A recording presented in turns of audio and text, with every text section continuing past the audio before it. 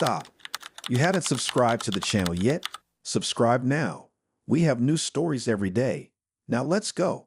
The autumn wind rattled the windows of Wesley Martinez's two-story suburban home as he gathered the scattered pizza boxes from the coffee table. The clock on the microwave blinked 11:23 p.m., casting a pale green glow across the kitchen counter. He should have put Kai to bed hours ago, but Friday movie nights had become their sacred tradition in the 3 years since Cassandra's disappearance. "Just 5 more minutes, Dad," Kai had pleaded earlier, his dark eyes wide with that look that usually made Wesley cave. But exhaustion had finally won out, and now his 7-year-old son lay sprawled across their worn leather couch, one sock dangling off his foot, the other lost somewhere between the cushions. His Nintendo Switch hung precariously from small fingers, the game's cheerful music still tinkling softly. Wesley carefully extracted the gaming device, saving Kai's progress before setting it aside. The boy had been trying to beat the same level all evening, his determination a trait that reminded Wesley of himself. As he lifted his son, Kai stirred but didn't wake, instinctively wrapping his arms around his father's neck. "Time for bed, buddy," Wesley whispered into his son's dark hair, breathing in the familiar scent of kid shampoo and pizza. The house felt different at night, emptier somehow despite the toys scattered across the floor and Kai's artwork plastered on every available surface. Wesley had learned to fill the quiet spaces with new routines and memories, but sometimes the silence still echoed with questions he couldn't answer. Carrying Kai upstairs, Wesley passed the wall of family photos he curated over the past 3 years. Most pictures featuring Cassandra had been removed months ago when he finally accepted she wasn't coming back. But he missed a few, like the beach photo from their last family vacation. It looked so happy then. Cassandra smiled radiant as she built sandcastles with Kai. 2 weeks later, she'd vanished without a trace.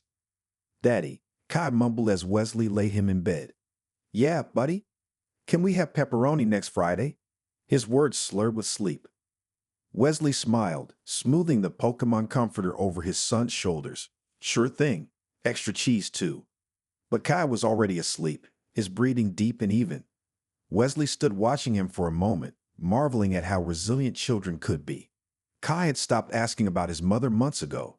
Sometimes Wesley caught him studying the remaining photos of Cassandra, head tilted like he was trying to solve a puzzle. But the memories seemed to have faded like old photographs left in the sun.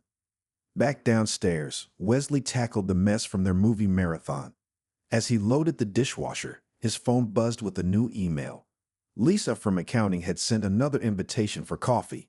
He'd been deflecting her gentle advances for weeks, but lately found himself considering it. 3 years felt like long enough to mourn a marriage that ended without explanation. Wesley settled at his laptop, staring at the email.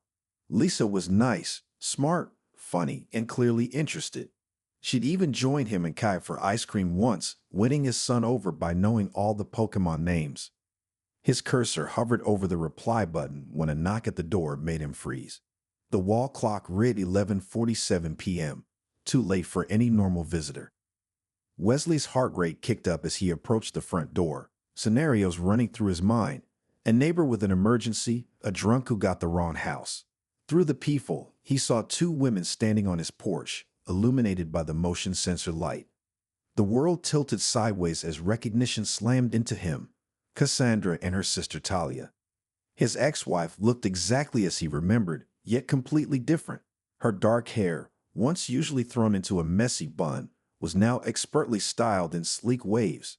Her makeup was flawless even at this hour, and she wore a tailored blazer that probably cost more than his monthly mortgage payment. Designer heels had replaced her old favorite running shoes. Wesley's hand shook as he opened the door, his mind racing to make sense of this impossible moment. 3 years of silence, and now she shows up unannounced in the middle of the night. "Hello, Wesley." Cassandra's voice was cool, professional, the tone she used with difficult clients at her old real estate job. "May we come in?" He gripped the doorframe, his knuckles white. "It's midnight. Kai is asleep." "Perfect timing then." Talia cut in, her smile sharp as a knife's edge.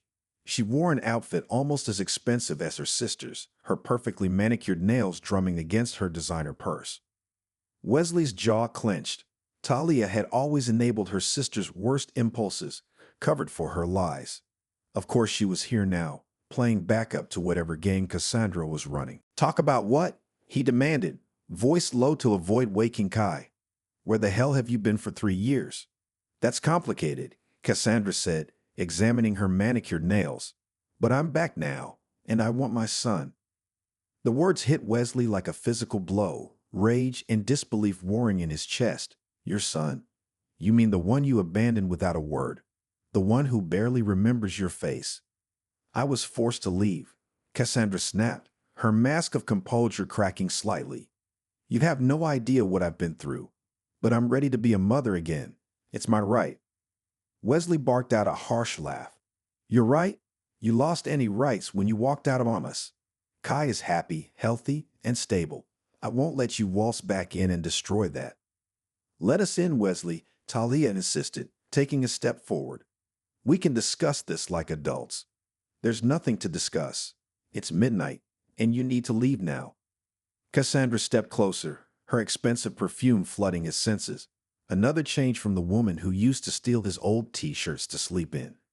I'm not going anywhere. I've already spoken with lawyers. You can't keep my child from me forever. Watch me. Wesley's voice was pure ice.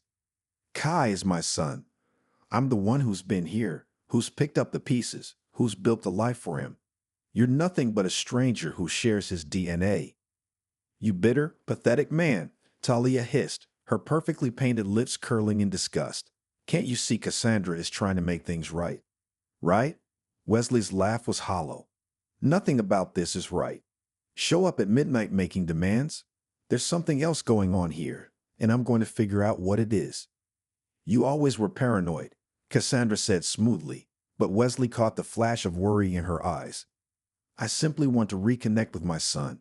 Surely you can understand that. What I understand is that you're the same selfish person who abandoned her family without explanation. Nothing's changed except your wardrobe. He straightened to his full height. Get off my property before I call the police. This isn't over, Cassandra warned, but she took a step back. I have rights. I'll see my son. Your rights? Wesley's voice dropped dangerously low. Let me tell you about rights. You had the right to be there when Kai lost his first tooth. You had the right to attend his kindergarten graduation. You had the right to help him learn to read. But you threw away those rights when you walked out that door 3 years ago. You don't understand, Cassandra started, but Wesley cut her off. No, you don't understand. While you were off living your new life, I was here. I was here when Kai had nightmares about his mommy leaving. I was here when he cried because you missed his birthday again and again. I was here rebuilding our lives after you shattered them. Talia stepped forward, her eyes flashing. How dare you? You have no idea what my sister. Save it, Wesley snapped. I don't care what excuses you've cooked up. You want to talk? Call my lawyer during business hours like a normal person. Now get off my property. He slammed the door in their faces, throwing the deadbolt with trembling hands. Through the window, he watched them retreat to a sleek black Mercedes. Of course. Everything about Cassandra screamed money now. Wesley sank onto the couch, head spinning. The half-eaten pizza on the coffee table, Kai's scattered Pokemon cards, the paused Netflix show, remnants of their simple, happy evening that now felt like it had happened in another lifetime. Upstairs, Kai slept peacefully, unaware that his mother had materialized like a ghost on their doorstep. A sound from upstairs made Wesley freeze. He rushed up the stairs, taking them 2 at a time, terrified that their argument had woken Kai. But his son was still sleeping soundly, one arm wrapped around his favorite Pikachu plush. Wesley stood in the doorway, watching him breathe, trying to slow his own racing heart. I won't let her hurt you again, he whispered. I promise. Back downstairs, Wesley pulled out his phone, hands trembling slightly as he Googled best custody lawyers near me. Something about this wasn't adding up. Cassandra's sudden reappearance, her expensive new lifestyle, that flash of desperation in her eyes when he mentioned figuring out her true motives. A memory surfaced, Cassandra and Talia's voices carrying from the porch as they walked away. He's not going to make this easy, Talia had said. Doesn't matter. We don't have a choice anymore. Don't have a choice? Wesley's investigative instincts, honed by years of corporate forensic accounting, kicked into high gear. There was more to this story, and he was going to uncover every last detail. He opened his laptop, creating a new folder titled Custody Case. Inside, he started documenting everything he could remember about tonight's encounter. Cassandra's appearance, her words, the expensive car. Every detail could matter. Next, he began researching private investigators, making notes on the most highly rated ones in the area. Tomorrow, he'd start building a case. But tonight, he needed to process this earthquake that had just rocked their carefully rebuilt world. The photos on the wall seemed to mock him now. He stood, methodically removing every last image of Cassandra, including that beach photo he'd been too sentimental to take down before. The memories of their life together, the questions about why she left, none of that mattered anymore. All that mattered was protecting Kai. Wesley stared at the small pile of photos in his hands. 3 years ago, he'd been too heartbroken to burn them. Now he felt nothing but cold determination as he dropped them in the kitchen trash. His phone buzzed. Lisa's email still waiting for a response. Wesley deleted it without reading it again. Dating would have to wait. He needed to focus all his energy on protecting his son. The clock struck midnight as Wesley began making calls to his most trusted friends, fellow parents who stood by him when Cassandra left. "Hey, Mike, sorry to call so late. Listen, I need your help with something." As he outlined the situation to his friend, Wesley's resolve hardened. Let Cassandra play her games, let her flash her money and make her threats. She'd walked away from her son once. Wesley would make damn sure she never got the chance to do it again. Upstairs, Kai mumbled in his sleep, and Wesley's determination grew stronger. They'd built something good here, something real. No one, not Cassandra, not Talia, not an army of expensive lawyers, was going to tear that apart. He worked through the night, making lists and plans, his accountant's mind breaking down the problem into manageable pieces. By dawn, he had a preliminary action plan. Call the best custody lawyer in the city. Hire a private investigator. Document everything about Kai's life, school records, medical records, photos of their home life.